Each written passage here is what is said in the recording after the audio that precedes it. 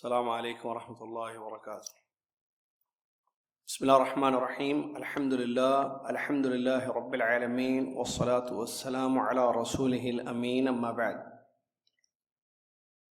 يا أيها الذين آمنوا اتقوا الله حق تقاته ولا تموتن إلا وأنتم مسلمون.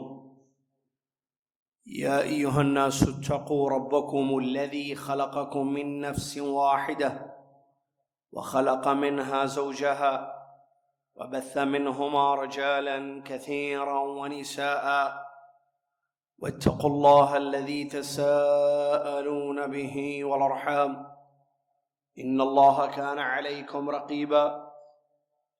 يا أيها الذين آمنوا اتقوا الله وقولوا قولا سديدا يصلح لكم أعمالكم ويغفر لكم ذنوبكم، ومن يطع الله ورسوله فقد فاز فوزا عظيما. قال الله سبحانه وتعالى: وما خلقت الجن والإنس إلا ليعبدون. وقال تعالى: أم خلقوا من غير شيء أم هم الخالقون. وقال: الله خالق كل شيء وهو على كل شيء وكيل. تمام تعریف اللہ عز و جل کے لیے ہے، جس اللہ تبارک و تعالیٰ نے ہم سب کو اپنی عبادت کے لیے پیدا کیا اور عبادت کا حکم سب سے پہلے دیا، اور اسی غرض کے لیے پیغمبروں کی بعثت فرمائی۔ سبحان اللہ ما عظم شانہ، سبحان اللہ و بحمدہ، سبحان اللہ العظیم۔ صلاۃ و سلام و اس کے بعد اللہ کے آخری نبی امام الانبیاء محمد الرسول اللہ صلی اللہ علیہ وسلم کی ذات گرامی پر، کہ جنہوں نے ہم تک اللہ کی توحید پہنچائی، اللہ کا حق بتایا، سکھایا، اور اس کو ادا کرنے کے لیے اپنی امت کو اس کی ترغیب دی۔ اللہم صلی علی محمد وعلی آل محمد کما صلیت علی ابراہیم وعلی آل ابراہیم انک حمید مجید۔ اللہم بارک علی محمد وعلی آل محمد کما بارکت علی ابراہیم وعلی آل ابراہیم انک حمید مجید۔ پچھلی کلاس میں ہم نے پڑھا تھا کہ توحید کا کیا مطلب ہے۔ توحید کا کیا مطلب ہے ہم نے پڑھا تھا۔ عربی لفظ ہے توحید، یعنی ایک سمجھنا، یاد ہے نا پچھلی کلاس، کسی چیز کو ایک جاننا، کسی چیز کے ایک جاننے کو توحید کہتے ہیں۔ اب یہاں یہ تو عربی زبان میں ہے، لیکن ہم مطلب دین میں، اسلام میں توحید کس کو کہیں گے؟ اللہ تعالیٰ کو اس کی ربوبیت، الوہیت اور اسماء و صفات میں، یا یہ تو وہ ہو گیا اللہ کے رب ہونے میں، اللہ تعالیٰ کو اس کے رب ہونے میں اور اس کے معبود ہونے میں اور اس کے ناموں اور صفات میں ایک سمجھنا۔ پھر ایک بار اللہ تعالیٰ کو اس کے رب ہونے میں اور اس کے معبود ہونے میں اور اس کے ناموں اور صفات میں ایک جاننا۔ یہ کیا لکھا ابھی آپ نے؟ توحید کا ڈیفینیشن سنیے، اس کا مطلب سنیے۔ دیکھیے، یہ ڈیفینیشنز، تعریف، پوائنٹس، قسمیں، ٹائپس وغیرہ، یہ سب چیزیں لکھنے کی ہوتی ہیں۔ جو ایکسپلینیشن ہوگا، جو شرح ہوگی، وہ لکھیں گے نہیں، آپ سمجھیں گے، آپ سنیں گے۔ تو کیا مطلب اس کا؟ مطلب یہ کہ اللہ کے سوا کوئی رب نہیں ہے۔ اللہ کو اس کی ربوبیت میں، اس کے رب ہونے میں، یعنی رب کا معنی بھی ہم نے بتایا تھا، خالق، مالک، مدبر۔ تو اللہ تعالیٰ کے رب ہونے میں، اس کے معبود کے، یعنی اللہ ہی رب ہے، کوئی اور رب نہیں ہے، اللہ ہی عبادت کے لائق ہے، کوئی اور عبادت کے لائق نہیں ہے، اور اس کے نام ہیں، اس کے ناموں کے جیسے کسی کے نام نہیں، اس کی صفات ہیں، اس کی طرح کسی کی صفات نہیں ہے۔ یہ سب چیزوں کے جاننے، ماننے، اعتقاد رکھنے کو کہیں گے توحید۔ توحید کی 3 قسمیں ہیں، اس کو لکھ لیں۔ توحید کی 3 قسمیں ہیں: توحید ربوبیت، توحید الوہیت، توحید اسماء و صفات. کیا مطلب توحید ربوبیت ہم نے پڑھ لیا، اس کی تھوڑی سی تفصیل آپ کی خدمت میں ہے. دلیل کیا ہے اس کی، اور کن لوگوں نے اس کا اقرار کیا، کن لوگوں نے اس کا انکار کیا. توحید ربوبیت کا مطلب ہوتا ہے کہ یہ اعتقاد رکھنا، یہ عقیدہ رکھنا، یہ ماننا کہ اللہ تعالیٰ ہی ساری چیزوں کا خالق ہے. ہر چیز کو اسی نے پیدا کیا ہے اور وہی زندہ کرتا ہے، وہی موت دیتا ہے، وہی رزق دیتا ہے. دوسرے الفاظ میں آپ یوں کہیں، اللہ کے کاموں میں نے بتایا تھا، اللہ کے کاموں میں اللہ کو ایکتا سمجھنا، ایک سمجھنا. اللہ کے کام کیا ہے؟ اللہ کے کام پیدا کرنا، موت دینا، زندہ کرنا، بارش برسانا، شفا دینا، یہ رزق دینا، سارے کاموں میں اللہ تعالیٰ اکیلا ہے. اس کو ربوبیت کہتے ہیں. اس کی دلیل الحمدللہ رب العالمین بتایا تھا میں نے. سورہ فاتحہ کی پہلی آیت، سورہ ناس کی پہلی آیت، الحمدللہ رب العالمین، اور دوسری دلیل قل اعوذ برب الناس، قل اعوذ برب الناس. الحمدللہ رب العالمین، تمام تعریف اس اللہ کے لیے جو سارے جہانوں کا رب ہے. تو جب سارے جہانوں کا اللہ رب ہے تو ہم انسانوں کے جہان کا بھی وہی رب ہے. تو اللہ کو رب مانتے ہیں، تعریف کر رہے ہیں، تو یہی ربوبیت ہے. قل اعوذ برب الناس کا مطلب کہہ دیجئے میں لوگوں کے رب کی پناہ میں آتا ہوں. کون ہے لوگوں کا رب؟ اللہ. یہ دلیل ہے اس کی. چلیے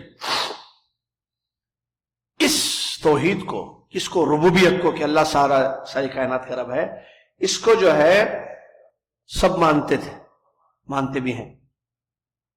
مکہ کے مشرک، پیغمبروں کی زندگیوں میں جو مشرک تھے، جن کی طرف پیغمبروں کو بھیجا گیا تھا، نوح علیہ السلام، یوسف علیہ السلام، ابراہیم علیہ السلام، موسیٰ علیہ السلام، داؤد علیہ السلام، ان کی قومیں بھی مانتے تھے اس توحید.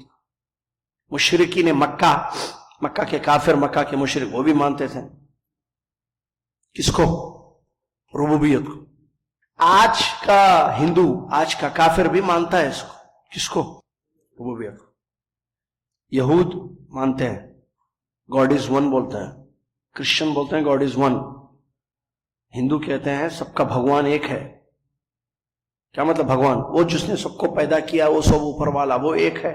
یہ مانتے ہیں سب کا مالک ایک. یہ بھی دعوت ہے ان کی، مانتے ہیں. انکار کس نے کیا پھر اس کا؟ دہریوں نے.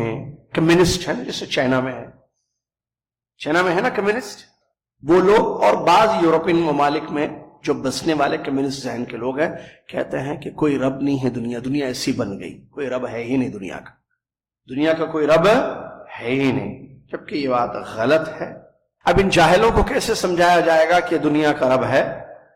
تو ان سے کہا جائے گا کہ سنو، تم ٹھیک ہے عقل کو تو مانتے ہو نا، دماغ تو ہے تمہارے پاس بھی ہے، تو کیا ایسے ہو سکتا ہے کہ زمین پر کوئی اثر ہو، کوئی نشانی ہو، اور اس اثر کا اثر والا نہ ہو؟ مثال کے طور پر قدموں کے نشان ہیں، زمین پر قدموں کے نشان پڑتے ہیں، تو اس کا مطلب کوئی چل کر نہیں گیا یہاں سے، تو نشان کہاں سے آئے پھر؟ قدموں کے نشان ہوتے ہیں نا پیروں کے، تو قدموں کے نشان چلنے والے کی علامت ہے، پہچان ہے. ٹھیک ہے. سوئی ہے نا، یہ کیسے بن گئی؟ کوئی بنایا ہوگا نا سوئی کو. یہ پین کیسے بن گیا؟ ابھی جو آپ کو دیا گیا، کاپی دی گئی، نوٹس دیے گئے، یہ پین کیسے بنا؟ کسی نے بنایا نا. جب سوئی کو بھی کوئی بنائے گا تب بنے گی سوئی. پین کو بھی کوئی بنانے والا ہے جس کی بات بنا یہ پین. کتاب کو بھی کسی نے بنایا ہے تب تو کتاب بنی ہے. تو اتنی بڑی کائنات جس میں آسمان ہے، زمین ہے، آکاش ہے، دھرتی ہے، سورج ہے، چاند ہے، انسان ہے، جن ہے، یہ سب ایسے ہی پیدا ہو گئے، کوئی نہیں پیدا کیا ان کو. ہو سکتا ہے ایسے؟ اس طریقے سے سمجھایا جائے گا. اور اس سلسلے میں جو ہے اللہ تعالیٰ نے زبردست بات بتائی ہے، جو سورہ طور کی ایک آیت ہے.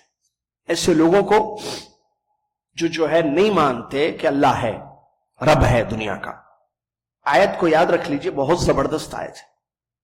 اللہ نے فرمایا ام خلقوا من غیر شیء، کیا اللہ، ام خلقوا من غیر شیء ام هم الخالقون. کیا لوگ بغیر کسی چیز کے پیدا کیے گئے یا لوگوں نے اپنے آپ کو پیدا کیا ہے؟ دو سوالات ہیں. کیا لوگ بغیر کسی چیز کے پیدا، یعنی کوئی پیدا نہیں کیا، لوگ ایسے ہی پیدا ہو گئے؟ ہو سکتا ہے؟ ناممکن، امپوسبل.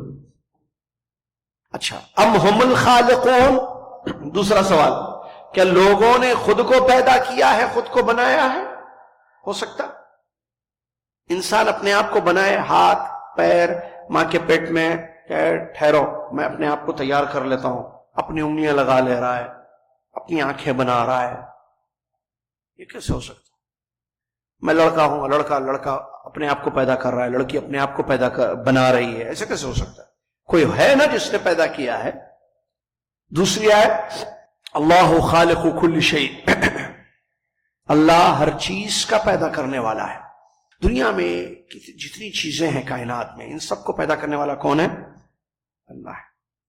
ایک دلیل بھی یہاں موجود ہے کہ ابو حنیفہ رحمۃ اللہ علیہ کا ایک واقعہ بیان کیا گیا. جس کا؟ امام ابو حنیفہ. ان کے پاس کچھ لوگ آئے جنہوں نے جو کہتے تھے کہ دنیا کا کوئی رب نہیں ہے. تو بحث کرنے آئے کہ آپ پروف کیجئے کہ دنیا کا کوئی رب ہے، کہ دنیا کو کوئی چلاتا ہے اللہ. ایسے کیسے؟ یہ دنیا ایسی آ گئی. ان لوگوں نے کہا کوئی رب نہیں ہے اس کا چلانے والا. تو امام ابو حنیفہ رحمۃ اللہ علیہ نے عقلی دلیل دی، ان کو عقل سے ایک دلیل دی. وہ تو نہ قرآن کو ماننے والے، نہ حدیث کو ماننے والے تھے. وہ تو اللہ کو ہی نہیں ماننے والے تھے، تو قرآن کو کیسے مانیں گے وہ لوگ؟ تو کہا کہ دیکھو ایک بات بتاؤ، دجلہ یا دجلہ سمندر پہ ایک کشتی ہے. وہ کشتی جو ہے بھری ہوئی ہے، فل لوگ اس میں سوار ہیں، اور اس میں کھانا پینا ساز و سامان لگا ہوا ہے. ایک بڑا جہاز ہے، کشتی پانی پر، دجلہ سمندر پر، جس میں لوگ بیٹھے ہوئے ہیں، سب مسافر، اور سامان لگا ہوا ہے، کھانا پینا اور استعمال کی چیزیں. اور وہ کشتی جو ہے چل رہی ہے خود بخود، کوئی چلا نہیں رہا ہے اس کو، اتنے بڑے جہاز کو. وہ جہاز خود جا رہا ہے، آ رہا ہے. ہو سکتا ہے ایسے؟ ان لوگوں نے کہا کہ کیسے ہو سکتا ہے؟ کوئی آپریٹ کر رہا ہوگا، کوئی چلا رہا ہوگا جہاز کو، خود جہاز کیسے چلے گا؟ تو کہا کہ عقل مندو، جب یہ ناممکن ہے کہ ایک جہاز خود نہ چلے بنا چلانے والے کے، اتنی بڑی کائنات بغیر رب کے کیسے چل رہی ہے؟ یہ انہوں نے بیان کیا. چلیے، ابھی ہم نے تھوڑی دیر پہلے بتایا تھا، آپ کو کہا تھا کہ مشرکین مکہ کے کافر مانتے تھے کہ اللہ خالق ہے، اللہ رب ہے. معبود نہیں مانتے تھے، لیکن رب مانتے تھے، رب جسے آج کے ہندو بھی مانتے ہیں. تو اس کی دلیل ہے یہاں، ایک دو تین آیتیں ہیں، سن لیجئے اس کو، جو بہت اہم ہے. ان آیتوں کو غور کیجئے کہ اللہ تعالیٰ نے مکہ کے کافروں کے بارے میں ہمیں کیا بتایا ہے. وَلَئِن سَأَلْتَهُمْ مَنْ خَلَقَ السَّمَاوَاتِ وَالْأَرْضِ لَيَقُولُنَّ اللَّهُ. اگر آپ ان سے پوچھیں، کن سے؟ مشرکین مکہ کے کافروں سے، اے رسول صلی اللہ علیہ وسلم اگر آپ ان سے سوال کریں کیا کس نے آسمانوں اور زمینوں کو پیدا کیا ہے، تو یہ لوگ جواب دیں گے کہ اللہ نے پیدا کیا ہے. قل الحمدللہ، پھر آپ کہہ دیجئے تمام تعریف اللہ کے لیے. بل اکثرهم لا يعلمون، لیکن اکثر لوگ نہیں جانتے. دوسری آیت، قل من يرزقكم من السماء والارض. آپ ان سے پوچھئے کہ آسمان اور زمین سے روزی کون دیتا ہے. امن یملک السمع والابصار. ان سے پوچھئے کہ کون کانوں کا اور نگاہوں کا مالک ہے، کان اور آنکھوں کا مالک. ومن یخرج الحی من المیت ویخرج المیت من الحی. اور کون ہے جو مردے سے زندے کو، زندے سے مردے کو پیدا کرتا ہے. ومن یدبر الامر. کاموں کا نظام کرنے والا کون ہے، تدبیر کرنے والا کون ہے، سسٹم چلانے والا کون ہے. فسیقولون اللہ. تو وہ لوگ کہیں گے کہ اللہ ہے، یہ سب کام کرنے والا اللہ ہے. فقل افلا تتقون. تو آپ کہہ دیجئے تم پھر اللہ سے کیوں نہیں ڈرتے ہو. فذالکم اللہ ربکم الحق، یہی اللہ تمہارا سچا رب ہے. فماذا بعد الحق الا الضلال، حق کے بعد پھر گمراہی کس کی چیز کی. فانا تصرفون، تم کہاں بھٹک کے جا رہے ہو، یہاں کہاں پھر رہے ہو. ایک آخری چوتھی اور آخری آیت پر بھی غور کیجیے. وَلَئِن سَأَلْتَهُم مَّنْ خَلَقَ السَّمَاوَاتِ وَالْأَرْضِ لَيَقُولُنَّ خَلَقَهُنَّ الْعَزِيزُ الْعَلِيمُ، اگر آپ ان سے پوچھیں، ان سے سوال کریں کہ آسمانوں اور زمین کا خالق کون ہے، تو یہ ضرور کہیں گے آسمان و زمین کا خالق العزیز، غالب، العلیم، جاننے والا اللہ تعالیٰ ہے. ان تمام آیتوں سے کیا معلوم ہوا آپ لوگوں کو بتائیے؟ ابھی جو آیتیں میں نے پڑھی اس سے کیا سمجھ میں آیا؟ ربوبیت کو مانتے تھے، بہت اچھے.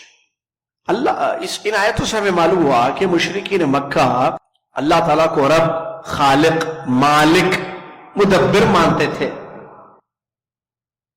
اب آگے اسی پر روک رہا ہوں میں. توحید الربوبیت لا يدخل الانسان فی دین الاسلام الا اذا اتى معه بتوحید الالوہیہ.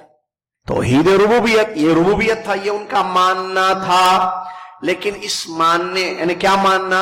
رب ماننا، خالق ماننا، مالک ماننا، یعنی توحید ربوبیت تھی.